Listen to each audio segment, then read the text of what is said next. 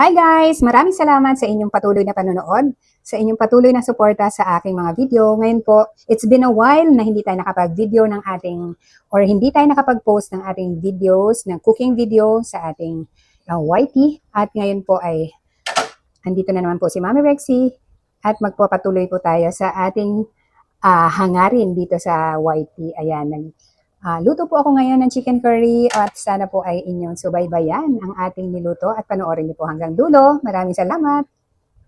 At bago po ang lahat, una po ay atin munang ipiprito ng konti ang ating carrots. Dapat po meron tong patatas, pero dahil wala tayong patatas na nabili, ito lang muna ang ating ilalagay at meron tayong iba pa namang gulay.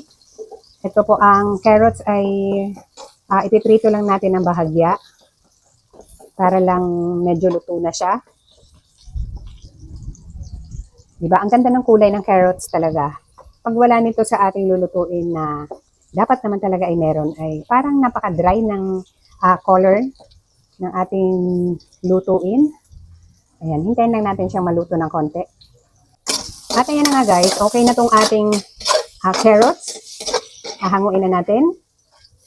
At isusunod na din natin ang chicken. Ang chicken guys, isusutay lang din natin or ipiprito natin ng konti para lang konting brown yung ating chicken.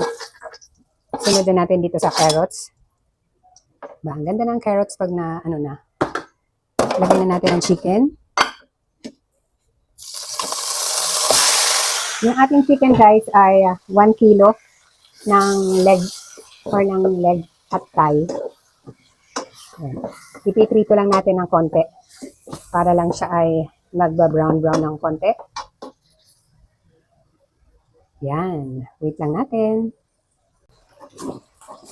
Ayan. Dito sa part na to, pwede na siguro to. Nagmamadali na tayo guys dahil magdadala pa tayo ng food sa ating anak sa school. So, ito okay na to. At least na napadaan na natin sa kawali na may mantika. Hindi na natin papupula-pulahin. Okay na to. Then, hanguin na natin. At ayan na nga po guys. Isa sa ating, dahil ginawa natin yung ating piprito ng konti ng ating chicken para lang mabawasan yung mantika ng chicken or yung taba niya. So, ayan, tinapon ko na yung ibang oil na ating nakuha sa chicken. Dito na rin natin iginisa ang ating spices. Ito ay ang ginger. Ayan, ang ating luya. Hindi ko na ito hinugasan guys kasi pampalasa din yung chicken na nakadikit dyan. Ayan, at isunod na natin ang bawang. At syempre isusunod na rin natin, isasama na rin natin ang sibuyas. Sibuyas. Ayan, isang malaking sibuyas lang to at yung ating ginger ay konti lang din. Yung ating bawang ay mga 5 cloves yun na medyo maliliit lang naman. Gisa-gisa na natin to. Di ba wala na masyadong mantika? Kasi konti lang talaga yung mantika na tinira ko dito. Dahil hindi tayo pwedeng maraming mantika. At maglalagay pa tayo dyan ng konting butter. Isa natin yan. Ilagay na natin yung maliit na butter na maliit lang ito. Okay, saute lang natin. At syempre ibabalik din natin dito ang chicken agad dahil yun ang ating main ingredient sa ating chicken curry. Hira lang po ako magluto ng chicken curry guys kasi ayun, dahil hindi tayo mahilig masyado dito.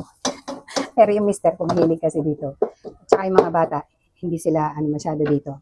Kumakain lang sila pag yung hindi laging niluluto. Yung mamimiss muna nila yung luto na to or mananawa na sa mga pangkaraniwang niluluto. Yan, okay na to. Lagay na natin ulit yung chicken. Halo-halo pa din. At maglalagay tayo dito ng konting water. So, hindi na tayo magtatagal sa pagpapalambot ng chicken dahil luto-luto na rin yan. Ayan nga po guys, bago natin lagyan ng sabaw na konti, lagyan muna natin ng spices, paminta. Tansyahin na lang natin. Seasoning granules, lagyan din natin ng konting seasoning granules. At lagyan din natin po ng patis, konti lang naman. Bago tayo maglagay ng water para lumasa muna sa chicken. Lagyan natin ng konting patis. Yan. At halo-halo.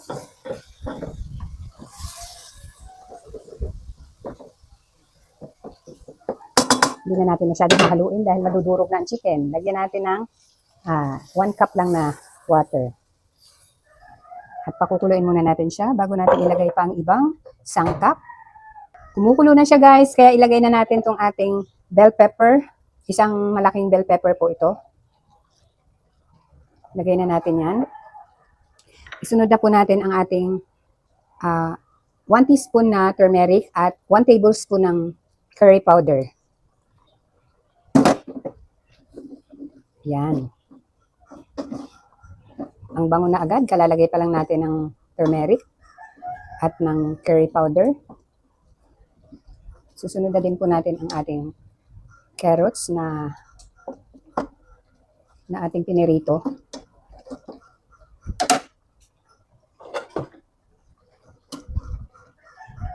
Sayang yung nasa natirang ano sa yan. Lagay na po natin yung ating sili. Meron tayong siling green pero naging red na siya. Tsaka may isa pa. Yan. Lagay na po natin ang carrots.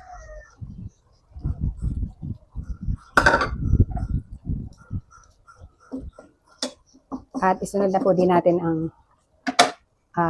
gata. Yung ating gata, buti na lang meron sa tindahan na malapit. Ayan. Nakabili tayo sa tindahan. Lagyan na natin lahat. Masarap, maraming gata.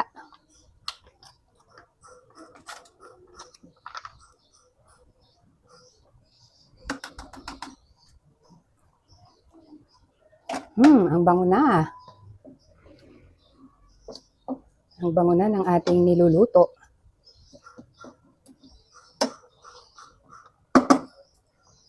So, wag na natin patagalin. Isunod na din natin ang ating gulay pa. Alam nyo ba guys, na ang gulay ay ang pechay ay dalawang klase ang pechay. Pechay na Tagalog or yung native. Yan, dahil yan ang gusto ni Mr. Native daw ang kanya. So, ako, mahilig ako dito. At yung anak ko mahilig din dito sa pechay na to. So, lagyan natin siya ng pechay bagyo. Yan. O, yan na. Simmer lang natin yan ng konti para maging okay na. Yahoo! Ang bango-bango. Tsanang! At ito na po ang ating niluto guys na chicken curry ala Mami Rexy. Napakabango, napakasarap na nito guys. Sarap pong mananghalian. Maraming salamat po sa patuloy na panonood sa ating video. Thank you so much everyone and God bless.